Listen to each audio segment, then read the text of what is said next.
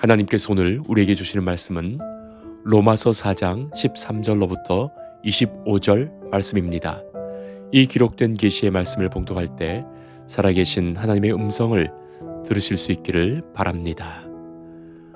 아브라함이나 그 후손에게 세상의 상속자가 되리라고 하신 언약은 율법으로 말미암은 것이 아니요 오직 믿음의 의로 말미암은 것이니라. 만일 율법에 속한 자들이 상속자이면 믿음은 헛것이 되고 약속은 파기되었느니라.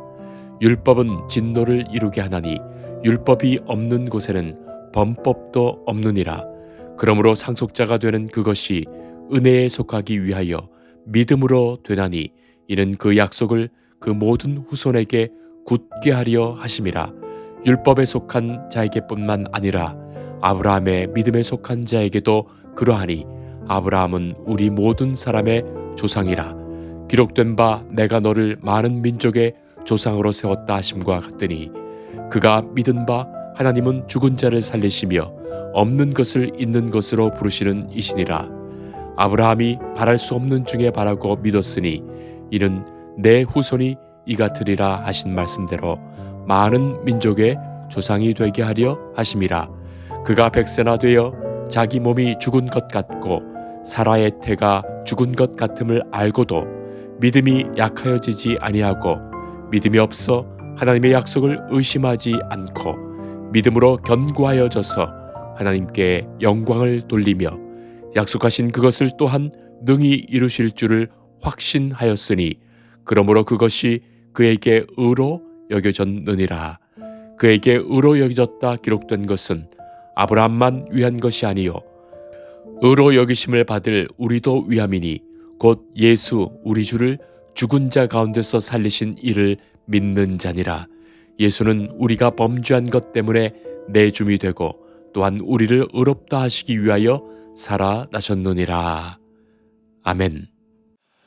이런 재미난 이야기가 있습니다. 어떤 대통령 후보가 자기 지지율을 높이기 위해서 집값을 반값으로 내린다는 공약을 내걸었죠. 자, 그런데도 지지율이 오르지 않으니까 그 후보는 당장 집값을 껌값으로 내리겠다고 약속하고 무주택자들로부터 엄청난 지지를 얻어서 마침내 대통령에 당선되었습니다. 그러고는 공약을 지키기 위해서 껌값을 5억 원으로 올렸다고 하죠. 한 사람이 자기 목장에서 말 10마리를 키우고 있었습니다. 그런데 갑자기 예상치 않았던 회오리 폭풍우가 몰아칩니다. 하나님께 기도했습니다.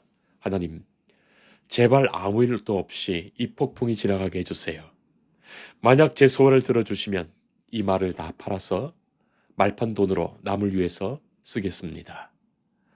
자, 그런데 정말 회오리 폭풍이 시순듯이 지나갔습니다. 이 사내는 잠시 고민을 하더니 약속을 지키기 위해서 말 10마리를 다 끌고 시장에 나갔습니다. 그런데 어쩐 일인지 비쩍 마른 염소도 한 마리 끌고 갔어요. 시장에 가니까 사람들이 묻습니다. 이 말 파실 겁니까? 네, 팔 겁니다. 얼마요? 그 대신 말을 사려면 이 염소도 반드시 같이 사야 합니다. 말 10마리 값은 3만 원이고 염소 값은 5천만 원입니다. 하더랍니다.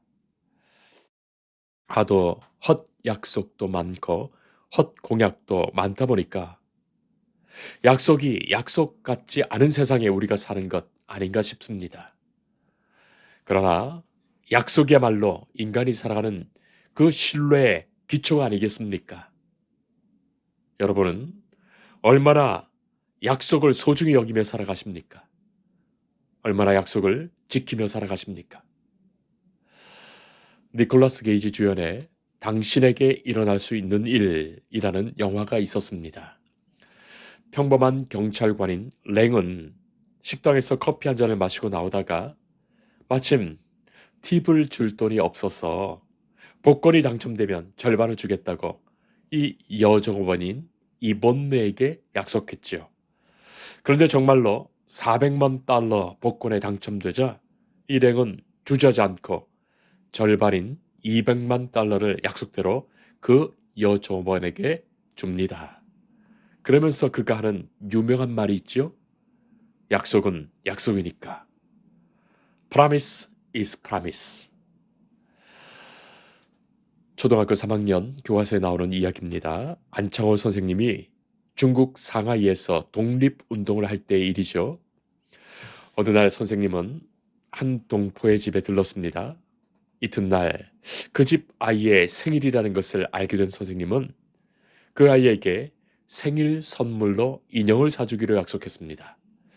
자, 그런데 그때 마침 상하이의 홍코우 공원에서 윤봉길 의사가 일본군 장교와 관리들에게 폭탄을 던진 일이 있었지요. 일본 경찰은 독립운동을 하는 우리나라 사람들을 잡기 위해 샅샅이 뒤지고 있었습니다. 독립운동을 하는 사람들은 모두 몸을 피했지요. 안창호 선생님을 모시던 사람들은 선생님에게 빨리 몸을 피할 것을 권했습니다. 지금은 일본군이 거리 곳곳을 지키고 있으니 선물은 다음에 전하는 것이 어떨까요? 그러나 선생님은 단호하게 말하죠. 나는 그 아이에게 오늘 선물을 주겠다고 약속했네. 나는 평소에 장난으로도 거짓말 하지 마십시오.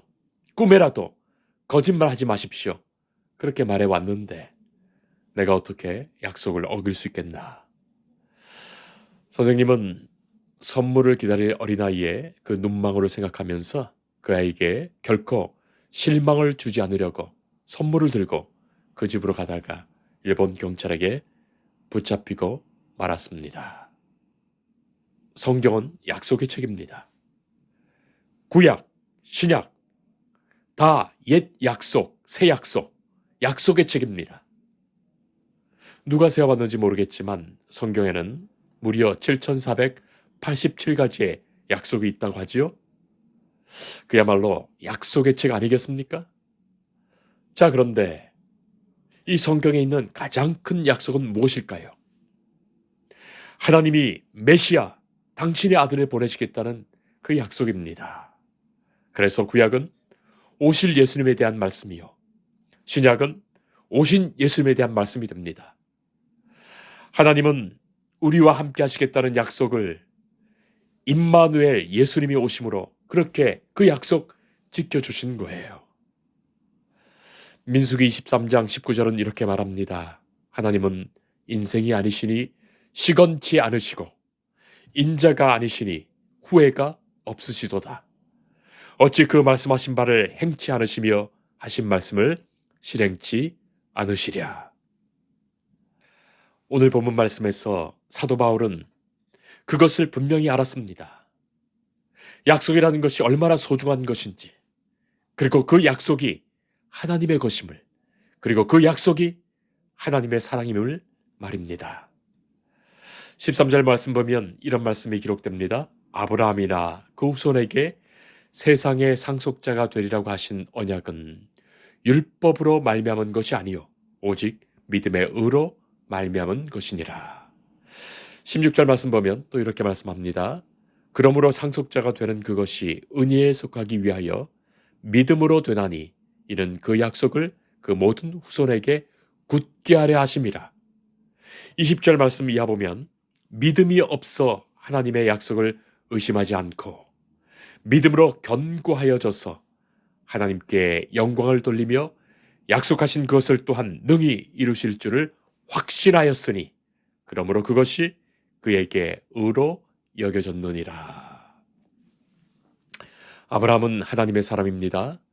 그가 하나님의 사람이 되고자 해서 하나님의 사람 된 것 아니지요. 하나님께서 그를 지명하여 부르시고 하나님의 사람으로 삼으셨어요. 그리고 그에게 약속하셨으며 아브라함이 그 약속을 믿을 때 그를 의롭게 보시고 그 약속을 이루어 주셨습니다. 이스라엘 사람들은 모세의 율법을 지켜야 하나님이 약속을 이루어 주신다고 생각했지만 사도 바울은 모세 이전의 사람인 이 아브라함을 예로 들면서 아브라함이 그 약속을 믿을 때 그 믿음을 의롭게 여기시며 하나님께서 약속을 이루어 주신다고 강력하게 주장합니다.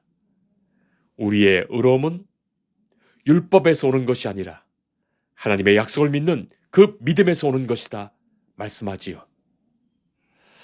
특별히 사도 바울이 로마에 있는 교회에 이 편지를 쓰고 있다는 것을 생각해 보면 당시 로마 교회에 그리스도인 되었던 유대인들이 그들의 율법적 행위와 율법적 조항을 이 유대인들도 아닌 이방인 크리스천들에게 강요해서 신앙의 굴레를 씌우려 했던 겁니다. 예수님은 아무런 조건 없이 모든 이에게 복음을 전하셨고 그 복음 믿을 때 하나님이 그를 의롭게 여기시며 하나님 나라의 백성 되는 약속 주셨는데 유대인들이 율법적 행위가 있어야 한다고 이 복음의 걸림돌을 만들었던 거예요. 여기에 사도 바울은 모세가 아닌 아브라함을 언급하면서 하나님의 은혜와 약속은 율법이 아닌 믿음으로 얻게 되는 것임을 강조하기 위해서 이 아브라함을 기꺼이 예로 든 겁니다. 성도 여러분, 사실 그렇습니다. 하나님이 아브라함을 의롭게 여기셨습니다. 9절 말씀 보면 아브라함의 믿음을 하나님이 의로 여기셨다고 분명히 언급하고 창세기 15장 6절에 아브라함이 여호와를 믿으니 여호와께서 이를 그의 의로 여기시고 그리고 오늘 22절 말씀도 그러므로 그것이 그에게 의로 여겨졌느니라 말씀하지요. 사랑하는 성도 여러분, 우리는 다 믿음의 사람들입니다. 하나님의 약속을 믿는 믿음의 사람들이에요.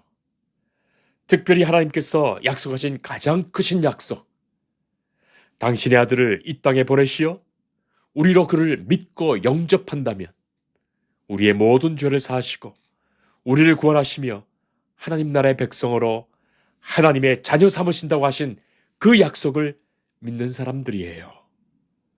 아브라함의 믿음을 의로 여기시고 그를 의롭게 여기시며 하나님이 구원하심처럼 믿음의 조상이 된 아브라함을 따라 우리도 우리에게 말씀하신 그 약속을 믿음으로 하나님께서 우리를 의롭게 여기시며 우리를 구원하시며 우리와 함께 하신다고 말씀합니다. 아브라함은 복 있는 사람입니다. 복된 사람입니다. 그가 얼마나 많은 물질을 가졌고 얼마나 많은 자녀가 있었고 얼마나 많은 권세와 부귀를 누렸느냐가 아니지요. 아브라함은 하나님의 사랑을 받았기에 하나님이 그와 동행하시지요. 그와 함께 하십니다. 그것이 진짜의 복이에요. 그래서 그가 믿음의 조상이 된 것입니다. 복의 근원된 것이에요. 참된 복이 그것입니다. 아브라함이 누린 행복은 소유도 명예도 정치적인 것이 아니었습니다. 그의 행복은 하나님께서 인정하신 의였어요. 아브라함이 여호와를 믿으니 하나님이 그 믿음을 의롭다고 하셨습니다. 하나님은 의로우신 하나님이신데 우리가 의롭지 못하면 결코 하나님의 의의 나라, 그 천국에 가지 못합니다. 그러나 우리의 믿음을 보시고 우리를 의롭다고 하시며 천국 백성 되게 하신 거예요. 자, 그러니 믿음이 우선이고 그 믿음으로 인해 의로움을 얻게 되며 그로 인해 하나님 나라의 백성 되어 하나님이 우리를 인도하시고 삶을 형통하게 하시는 그 복을 얻게 됩니다. 성도 여러분, 믿음의 사람입니까? 온전히 믿으십니까? 하나님을 믿고 하나님의 약속의 말씀을 믿으며 살아가십니까? 아브라함은 허물과 실수가 많았던 사람이죠. 그러나 하나님의 그 살아계심을 믿었고 그의 말씀에 귀 기울였으며 그의 말씀을 믿고 순종하며 살았던 사람이에요. 그것을 하나님은 기뻐하셨고 그래서 그의 많은 허물과 실수마저도 하나님은 덮어주시며 그의 한평생을 인도하신 겁니다. 믿음의 사람을 향한 하나님의 사랑은 결코 변치 않으시지요. 한 형제가 있었는데 동생이 큰 잘못을 했습니다. 그 일로 인해서 아버지에게 꾸중을 들었어요. 그래서 형이 동생을 나무라면서 네가 그렇게 잘못을 하니 아버지가 널 사랑하시겠냐? 그렇게 말합니다. 그 말에 동생이 말하지요. 아니야, 아빠는 날 사랑해 하더랍니다. 그 말에 형이 어떻게 너 같은 걸 사랑하냐 했습니다. 동생은 금방 눈에 눈물이 가득 고이더니 아빠에게 달려갔지요. 그리고 아빠에게 잘못을 해서 날 사랑하지 않냐고 물었습니다. 아버지는 형과 동생을 다 불러놓고 말하지요. 아빠의 사랑은 언제나 변치 않아. 너희들이 잘할 때는 기쁜 마음으로, 즐거운 마음으로 사랑하고, 너희들이 잘못할 때는 슬픈 마음으로, 아픈 마음으로 사랑하는 거야. 그렇게 말했습니다. 동생이 그 아빠의 말에 형에게 거봐, 내가 뭘 했어 하더랍니다. 맞습니다. 하나님은 우리를 사랑하십니다. 변함없이 사랑하십니다. 하나님의 백성, 하나님의 자녀가 된 우리를 향하신 하나님의 그 사랑은 어떤 것으로도 끊을 수가 없지요. 죽음이라도 끊을 수 없는 겁니다. 그러나 성도 여러분, 여러분은 하나님이 기뻐하시며 사랑하시는 자녀가 되고 싶으십니까? 아니면 하나님이 슬퍼하시며 마음 아파하시며 사랑하는 자녀가 되고 싶습니까? 하나님의 약속은 조건이 없는 약속입니다. 사람들의 약속은 조건이 있는 약속이죠. 하나님의 약속은 무조건적인 약속입니다.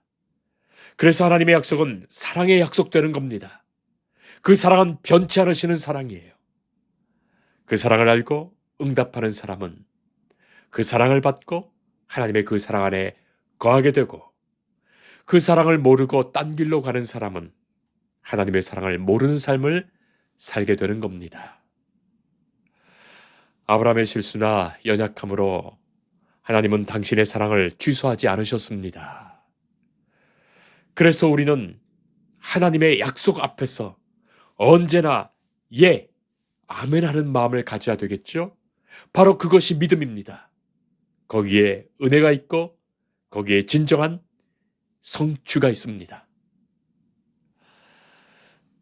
오래전 영국의 찰스 스펄전 목사님이 믿음의 수표책이라는 소책자를 집필한 바가 있었습니다.